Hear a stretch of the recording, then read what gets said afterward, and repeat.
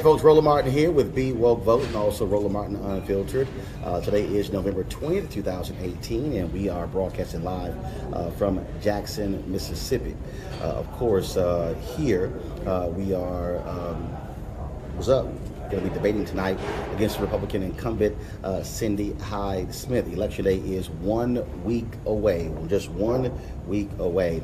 And we, of course, here are at the Marriott, where there's going to be at 11 a.m. local time, noon Eastern, 11 a.m. Central. There's going to be a prayer rally.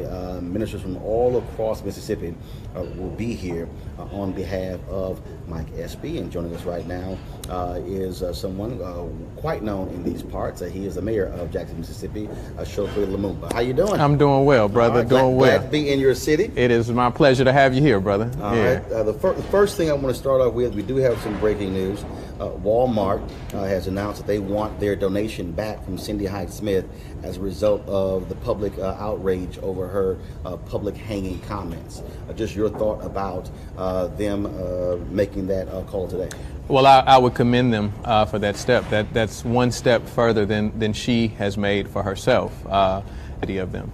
And so to simply cast it away as an over-exaggerated phrase isn't sufficient. If I told you that I was gonna meet you on the moon, then that's an exaggerated phrase. But in a state that has the biggest and the history of having the most lynchings in this country, in a state where we still have present-day circumstances where lynchings are a matter of concern, to have the song of Nina Simone, "Strange Fruit Hanging from Mississippi Trees," all of those things do not make an exaggeration in this space.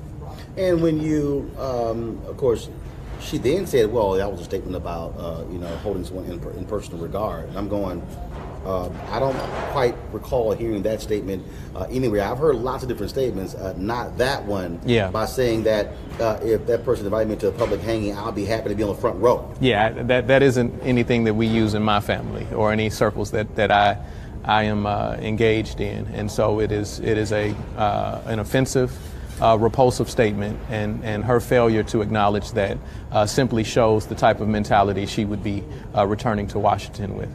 One of the things that has been quite interesting as I have talked to people, and I've seen this on social media as well, it's amazing to hear black folks say, Mike Espy has no shot whatsoever.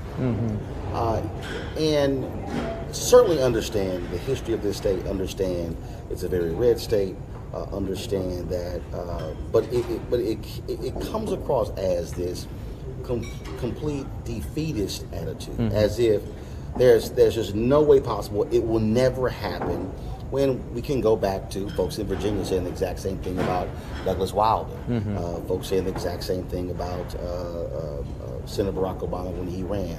There are people who run for mayor of certain cities, the exact same thing has happened.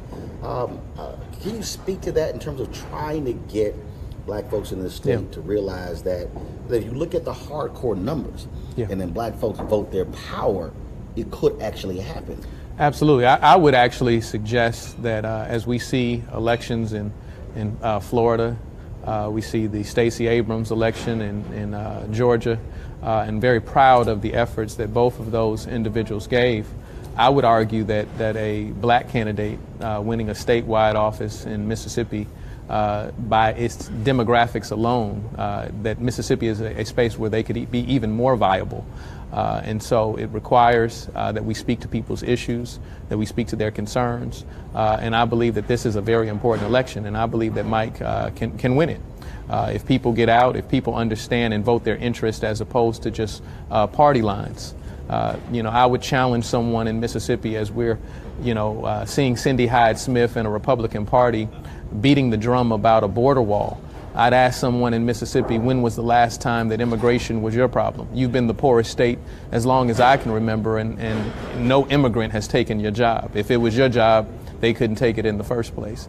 And so when we're talking about a candidate in Mike Espy who talks about health disparities, a very real circumstance in Mississippi, that's speaking to your interests. When you see a candidate who has experience in agriculture, being the former Secretary of Agriculture, and can talk about incentives for poor farmers and people who are trying to make the very best out of that type of economy, that speaks to your interests. And I hope that people vote their interests as opposed to just party lines. And that's one of the things, when you talk about interest, we saw this in North Carolina. Reverend Barber talked about being at a parade, and he said a white man, redneck, came up to him, Confederate flag draped around his neck, but with a tear in his eyes, telling Reverend Barber, who was then, of course, head of the North Carolina State Conference of the NAACP, thanks for fighting for our hospitals. Because what happened was all these white folks in rural North Carolina, when North Carolina Republicans refused to expand Medicaid, hospitals start shutting down. Yeah. Same thing is being faced here in Mississippi. And so how do you think, how do you get white voters in Mississippi to not say, oh, first black guy, two Democrat, but to say, wait a minute, our health care sucks. We might want to sit here and listen to the candidate who's going to be addressing whether or not we can go into a hospital. Yeah. Yeah. Well, I think that we have to execute a strategy of operational unity, identifying what our common ends and objectives are, as opposed to our differences, often those differences being fictitious. And as we see a history that focuses more on social issues or issues of race, you later find out that racism does not only have its obvious victims, but it has those people who thought that they were in some way prevailing, and you find that they were victimized as well. And so a lot of the circumstances that fall upon us that don't work to our benefit are more economic of nature. And you have, when I see a president who's a billionaire, but yet he can convince poor white people in Mississippi that he has something in common with him, there's something wrong with that, right? He hadn't been hungry. He hadn't had to make choices of meat and, food on the table decisions, such as many of the people in this state. And so we have to start focusing on our issues, and healthcare. Issues of healthcare are is the most common dynamic that leads people into a state of poverty. I challenged President Obama on this one when he was in office. I said, look, you go to Ohio, you go to Virginia, you go to these suburbs. I said, no. I said, you need to go to the poorest, whitest, most conservative part of Mississippi, of Alabama, of Louisiana, of Arkansas, and say, here are the health stats. This is how sick your county is. Yeah. This is how these are your rates of cancer or of obesity or diabetes, and I passed the Affordable Care Act for you. Yeah. I said, look them in the eye and then say, and you should be asking your United States Senator, how dare they oppose the Affordable Care Act when it's for sick folks like you? And I never understood why the Obama administration, why the president would not make that direct in-your-face appeal. Because see, I think as long as we have these discussions to black folks, to Latinos, but we don't challenge poor white folks, sick white folks directly on these issues, then you're going to continue to see folks act as if that, oh no, this is not for us, it's for them. Yeah.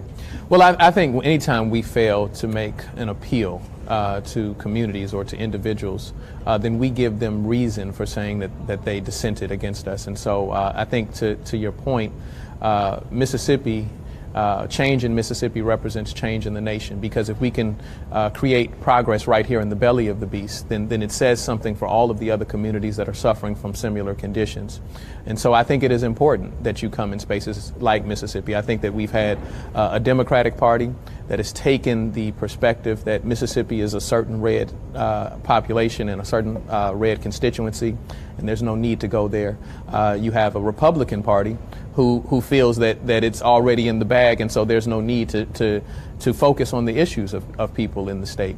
And so the more that we speak to those people's concerns, identify where they're struggling, and make that real appeal, then I think that can lead to some significant change. When you're talking, so healthcare is one issue, obviously, that jumps out. You mentioned the issue of agriculture. What other critical issues do you think separates and shows how distinct these two candidates are? Well, if you're looking at students, Mississippi, Jackson, for instance, is really a college town. We have 40,000 college students. Talking about addressing the cost of education and student loans is a significant issue. Mike and I have talked quite significantly about an infrastructure bill that he'd be willing to propose when he makes it to the Senate. That is a significant issue for a city like Jackson, which has a $2.5 billion infrastructure problem. You see a country with a crumbling infrastructure. And so we need to create a new deal. Yeah, because I was driving on the road yesterday, yeah, and I was like, man, if I hit one more pothole, and again, but it's one. Look, I travel all around the country, and those are things that you see. I look at bridges and roads and buildings and things along those lines, and that speaks to and companies when they're looking to move in certain places, they're studying the infrastructure. They're studying roads, highways, and bridges, things like that. Absolutely, and then we go beyond just the things that we see every day in terms of infrastructure. You need to ensure that communities have safe drinking water. That is a part of the infrastructure that supports people, and that's not a mere luxury. That is a necessity, and so there needs to be a serious focus on those type of things. And so I believe that Mike is more than just a candidate that looks like us. He's a candidate that thinks like us, and that's the type of person that we have to put in office. Trump is going to be in this state on Monday, holding 2 rallies for Cindy Hyde-Smith. And to your point about folks thinking that let's write this thing off. I tweeted the other day. I said, wouldn't it be interesting? I said Trump holds his rally on Monday, and then a native of Mississippi, Oprah, decides to hold one as well, or even Barack Obama come here. And I've talked to some Democrats. They said, well, we don't really want to make a lot of noise because see, then that's going to then inspire the other side. I said, well, hell, you got to inspire your side. Yeah. I mean, you just can't just say, well, we're going to play the silent game. Yeah. Well, I think the secret is out. I think that people know that there's a campaign, and so being reserved about what our ideals are and what our values are, I don't think that is the route to take. And so I think that people are looking for someone who is bold enough to speak to their circumstance, bold enough to say, hey, Trump, the issues of talking about creating this border wall, that doesn't change conditions for people in Mississippi. When you're talking about all of these things which are distant realities from the circumstances and the quality of life and the conditions which people are living in, that we need someone to call that out. And so I think that it's important that Mike be there to say, listen, these are the things that are affecting you. The issue of health care is affecting you. The issue of cost of school is affecting you. The issue of infrastructure is affecting you. And be willing to look at a more unified approach to how we solve conditions and look at operational unity in this state. When you look at black politics, we see a different focus today in terms of the type of folks who are running. When you look at the previous generation of black mayors, whether it was Hatcher, Jackson, Berry, Coleman Young, they were operating in a different world, a world that was just coming out of the 1960s. You're talking about late 60s, early 70s. Stokes also in Cleveland. You had strong affirmative action programs when it came to contracts, when it came to airports, things along those lines. And I get a kick out of hearing people ask the question, well, where's the black agenda of these politicians? And so as someone who's a mayor, can you make a specific black agenda? And what do you say to the people? Or do you say, no, it has to be an inclusive one? And what do you say to the black folks out there who say, well, unless you give me a specific black agenda, I'm not going to bother voting? Yeah. Well, I think that you have to acknowledge it and make it clear to people that it's not just an illusion, the issues of race. When we consider the history of this country, we find that something hasn't gone wrong in terms of race. Racism is America's original sin. And I would actually shout out Brother Ibram X. Kendi in his book Stamped from the Beginning that talks about how America was built by white men for white men. But beyond that, you have to go into the deeper concerns of why that is the case. Why is there necessary divisions and who profits from those divisions? And then you really find out why people like Martin Luther King became most dangerous in his final days, because he started speaking to the economic interest. And what Martin said to Harry Belafonte, he said, listen, Harry, we're going to win this integration struggle. But I'm beginning to fear. I'm beginning to wonder if we're not integrating into a burning house. I see a system that abuses labor and abuses working people. And he said, we can't just come together on social issues if we're not prepared to talk about how people feed their families, how people take care of their homes. And that ultimately it hinges on something greater than just a question of color. It's a question of ideas. And what are the best ideas and what are the worst ideas? And what the worst ideas are that you can oppress anyone. And so once we delve deeper into that, we truly understand why there is a system that is perpetuating abuses of humanity and perpetuating abuses of one race over another, because there is someone who is economically gaining from that type of division. And so, yes, racism is very real, right? Racism hasn't gone anywhere. We're not in a post-racial society by any stretch. And, while we had Obama in office, those were the questions that were surfacing, and it has not taken us long to see that is still a disease that we are affected with in this country. But we have to also have a long-range sight as to why that is taking place and affect the economic conditions and how we get to a conversation about how we're sharing goods, resources, and power as well. So there's this article that was in The Nation. Headline was quite interesting. Is this the most radical mayor in America? And it says... that comes out of what was initially a critique of myself and a critique of my father, suggesting that possibly we were too radical to bring people together. And so I, did my homework and looked up the word radical. And, my studies reveal to me that a radical is a person who seeks change. And if we look in our communities, if we look around the nation and we see a need for change, then the reality is that we need to be as radical as the circumstances dictate we should be. If we look across history at those individuals we revere most, here in Mississippi, Medgar Evers, Fannie Lou Hamer, Ida B. Wells, people like Marcus Garvey and Martin Luther King, Jesus Christ was radical. And so I believe that it is important that we recognize that need for change and meet it and be prepared to take it head on. Isn't it interesting how, and I've always said this here, that when we talk about the word radical, when it is attached to somebody white, they are called patriots. We call them revolutionaries. Yeah. Yet when black folks are called radicals, and who might don berets, or who might wear a leather jacket, or who might just put on a suit. Yeah. Oh my goodness, America, white folks freak out, and it's like, oh, they are a threat to our society. That's an example I've always given to folks, that how people look at it totally different when we are called certain things and then when white Americans are called certain things. Absolutely. I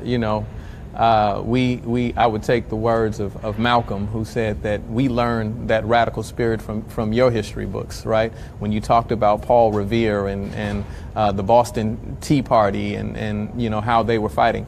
I think that when we look at issues facing black communities here in Mississippi and across the nation, and people stepping out and protesting and demonstrating and pushing a progressive agenda, those individuals have a little more to be upset about than the price of tea, right? And so it's important that we speak truth to power, and we speak to people's circumstances. And yeah, it is quite interesting that the phraseology is different. But when you care about something, when I care about my community enough, then I have to be willing to speak to the circumstances which are not conducive to people's quality of life. If I love my brother enough, then I should be able to talk to my brother and correct my brother. And so we should look at this nation in the same regard, that we should love our communities enough that we challenge and say that this doesn't fit, this isn't right, and we need correction. With that in mind, so I saw an article the other day, it was in Politico, that was championing Beto O'Rourke to run for president. And what I found to be interesting, so O'Rourke ran a statewide campaign. He lost. Yes. Abrams and Gillum ran statewide. Barely lost. But folks are calling O'Rourke the white Obama. And I'm trying to understand, again, I just want to get your thoughts on this, how this idea that, well, O'Rourke should run for president who lost, but as if an Abrams or a Gillum isn't in the conversation. Yeah. Well, I think that, you know, the most difficult person to challenge is yourself, right? And so I think that we see a Democratic Party that needs to challenge itself as well and look introspectively and realize those inequities in how they view certain elections. They both are, all of the campaigns that you mentioned are campaigns where Democrats were able to put up strong opposition in strong Republican territory. And so I don't know that I'm the one to tell you what their analysis is that somehow differs from how Stacey Abrams or a Andrew Gillum differs from Beto O'Rourke. Yeah. But I just think it speaks to, again, one, folks in my business who are in charge of the framing, in charge of the elevating, and how he has just energized folks across the country. In fact, I ran to a young brother, and I think it was during Howard's homecoming, and who was challenging me about why O'Rourke should run for president. And I said, you do know there are a lot of people who've actually won statewide races that he has to go up against. Yeah. I said, so it's not as simple. This guy was like, well, you know, who else is there? And I'm going, you might want to pay attention to the folks out there. I said, whether it is Kamala Harris, whether it's Senator Kamala Harris, Senator Cory Booker, Senator Elizabeth Warren, Senator Bernie Sanders, you have others who've jumped out there. I think we're going to have anywhere from 12 to 15 people who are going to run as well. But that's what, when I saw that article, I said, wow. So all of a sudden, oh yeah, go ahead and run for president, as if you don't have black candidates who electrified people, who fired them up, and who also made a huge impact in this election cycle. Yeah. Well, you know, I would certainly concur with your sentiments that those candidates and those individuals are just as exciting and electrifying as O'Rourke may be. And, you know, I think people often fail to recognize their privileged lens and how they see things, and that's on both sides. That's whether someone is conservative or so-called liberal. There is an amount of privilege that does not enable them to see from the full spectrum. So I got a woman here, Kat Baptiste, who's on Facebook.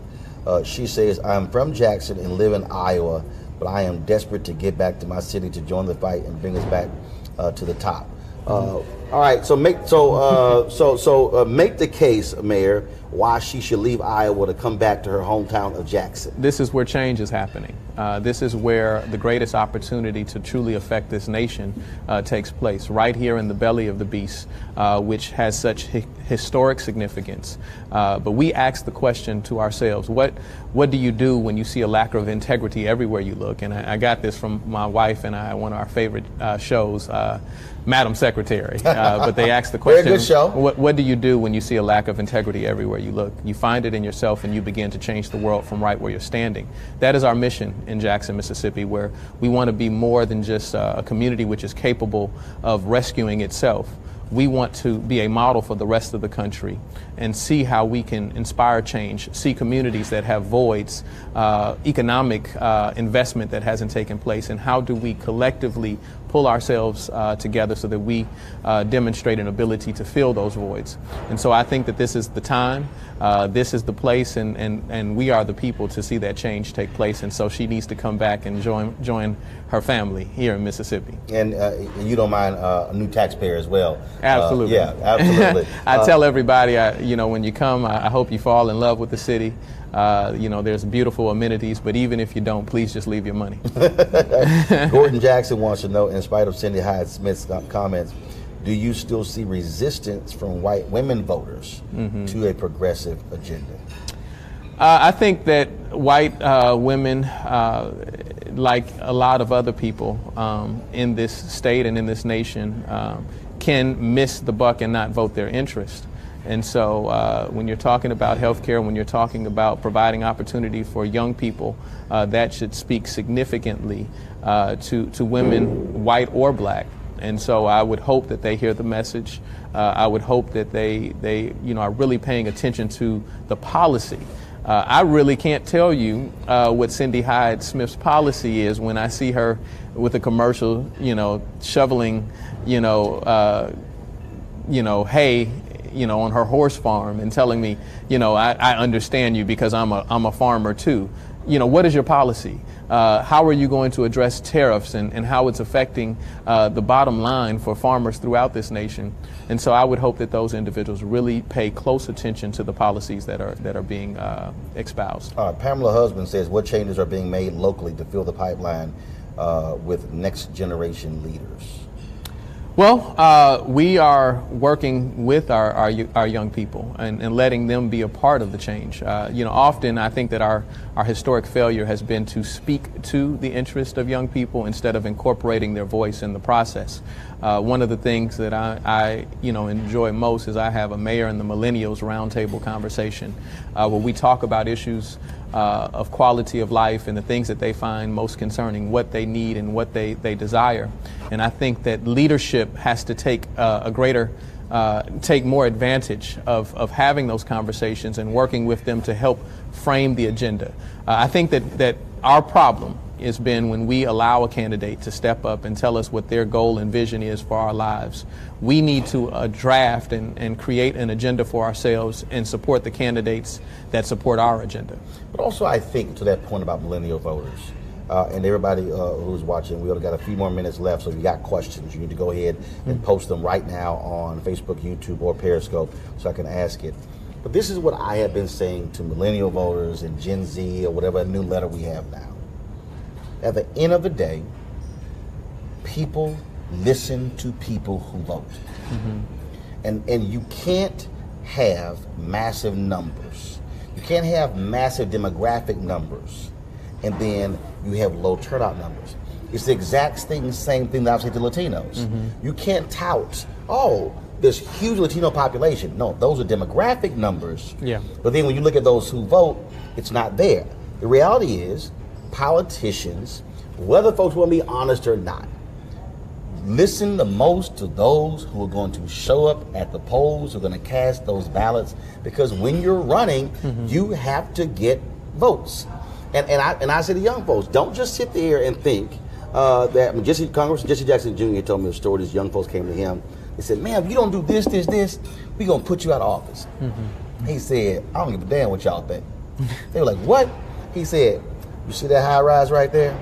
He said, "That's a senior living center right there." He said, "They going to show up in massive numbers to vote for me." Mm-hmm. He said, "Y'all going to come and yell at me." Mm-hmm. He said, "But you're not going to show up at the polls." Mm-hmm. And that's something that just hardcore. Mm-hmm. I said to millennials and Gen Z, this is the reality of politics. Yeah. You don't show up, trust me, they won't be listening to you a lot. Yeah.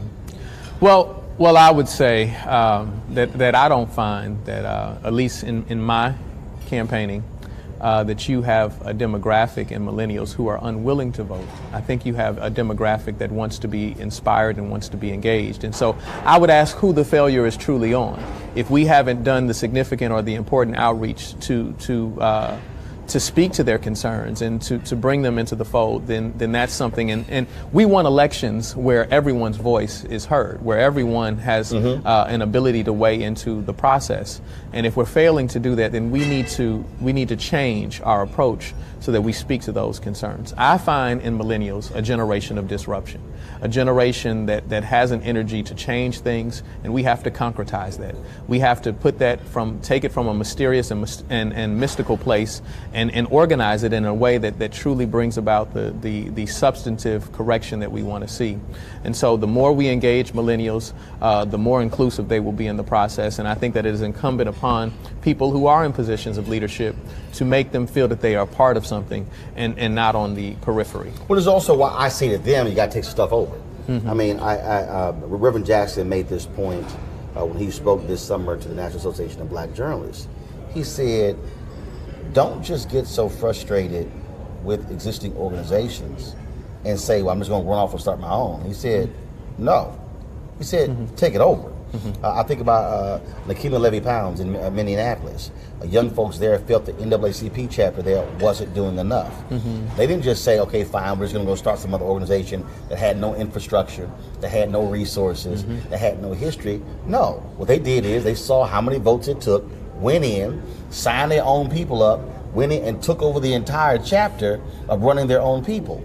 And to me, I see the exact same thing in politics. Yeah. That if you are a millennial voter, if you are Gen Z, if you believe that there's something else there, don't just say, you know what, I'm gonna sit this thing out. No, say, okay, how can I mobilize and organize my own folks to say, we're gonna take this thing over? Yeah. And because we saw that in Birmingham, where you get it. You had a generational battle there, and you had the mayor there, Woodfin, who went against good friend of mine, went against bail. Yeah. And people said, man, what's wrong with you?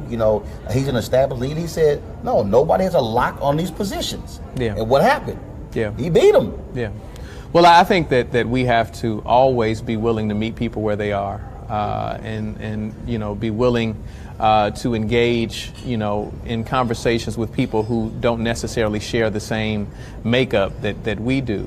And so if you can only organize people who think like you, then you're not much of an organizer. You have to be able to organize and have conversations with people who are of different ages, different political backgrounds. And so I think that is an important thing to do.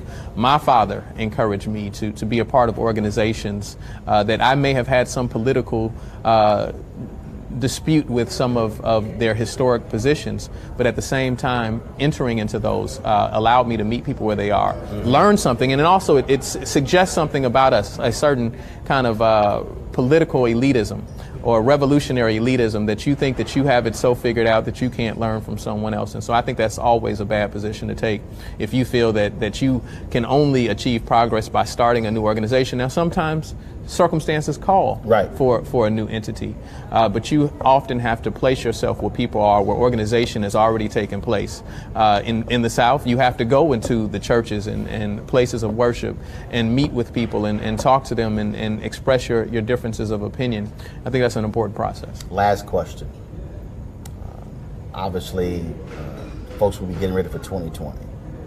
I have made the argument that I believe I believe someone who has been a mayor should run for president. And the reason I say that is because I believe that a mayor has to deal with issues far different than someone who has been in the U.S. House or somebody who's been in the U.S. Senate. I think that the same reason why we've had historically governors who've also who run for president and actually won. And so with that being said, not who's your favorite, but are there 2 or 3 mayors who you think could make a strong run and a strong case for president? I'll fall short of an endorsement at this time. No, not endorsing. Not endorsing, but just thinking about mayors out there. Because when I went on ABC this week, I threw out Mitchell Andrews' name. And I threw out, I said, somebody who's a former lieutenant governor, somebody who, mayor of a city, I said, has had to deal with infrastructure issues, majority black city. As I went through this whole deal, I just think that mayors present a different set of expertise that I think, frankly, folks who are in Congress. Yeah. Well, I think that the vantage point of a mayor, as you properly recognize, is different. It is actually putting things into practice. As mayor, you can't run from circumstances. When the roads, as you drove in onto today, are in disrepair, you will meet people in the grocery store. You will meet people in church, and they're going to ask you about it. And I think that perspective is a needed one to truly affect the policy that the nation takes on. And so I think that is important. There are several mayors that I admire. I've had the opportunity to meet mayors from all around the world. Which ones do you admire? I admire Michael Tubbs. Stockton, California. Randall Woodfin and I are good friends. I admire Steve Benjamin in Columbia, South Carolina, who is the president of the U.S. Conference of Mayors. You know, there are so many that I like what they are doing. There's an exchange of ideas. You know, I'm you know, a bit shy of naming too many because you inevitably leave somebody out. But those are people that I like what they're doing. I like their willingness to step out and fight for what they see as being important. All right. Mayor Lumumba, we certainly appreciate you sitting down with us and having this conversation. Glad to be back in your city and certainly look forward to coming back next time. Happy to have you here, brother. Happy to have you here. Folks, everybody who's watching, don't forget the runoff in Mississippi is going to be on, the election is on November 27th, 1 week from today, but also absentee balloting ends on November 24th. Folks are going to be coming, I've talked to different groups, folks all over the country are going to be coming into town trying to inspire, encourage others to get out there and vote. If you know folks, and you know you do, you got a family who are from this state, then I want you to pick that phone up to call them, text them, hit them on social media to tell them they must go out and vote. Because, of course, that's one of the things that we have to emphasize, that one of the ways we are able to impact our society is with the power of our ballot. But let's just be perfectly clear. Voting is the end of one process and the beginning of another. And so not only do we have to vote, we also have to be engaged with those very same people after the election is over, even if the candidate we want doesn't win, because we are still constituents. And so we want to emphasize that for everybody out there who is watching. So please don't forget that. I want to thank the folks with Be Woke Vote for making it possible for us to come down to Mississippi to cover the Mike Espy race. And we look forward to more of our conversations. If you have missed our previous interviews, I want you to go to our YouTube channel, youtube.com/Roland S. Martin. You can catch those interviews, including with Derek Johnson, CEO of the NAACP, also with a member of the Panhellenic Council, and we took a tour of the office where Medgar Evers worked here in Jackson, Mississippi, and so you definitely want to see that as well. Okay, folks, for everybody, Roland Martin Unfiltered, we surely appreciate it. Thank you so very much, and we shall see you next time.